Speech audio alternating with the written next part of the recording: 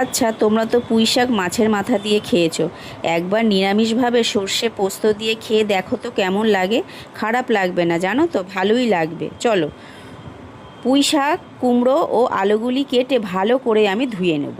তারপরে সাদা কালো সর্ষে 2 চামচ, পোস্ত 1 চামচ, টমেটো কুচি একটা, দুটো কাঁচা লঙ্কা ও অল্প জল দিয়ে একটা পেস্ট বানিয়ে নেব।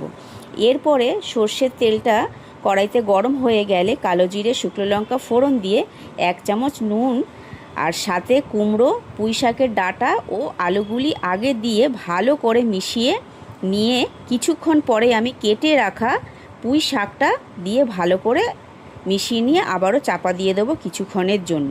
কিছুক্ষণ পরে যখন আমি ঢাকনাটা খুলে দেখব তখন প্রায় অনেকটা সেদ্ধ হয়ে গিয়ে একটু ভাজাও হয়ে গিয়েছিল।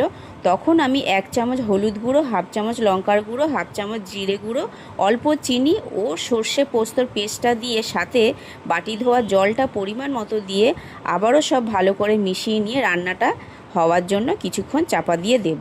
তোমরা চাইলে এখানে ঝোলটা শুকিয়েও নিতে পারো আর চাইলে রাখতেও পারো। আমি একটু শুকিয়ে নিয়েছি অবশ্য।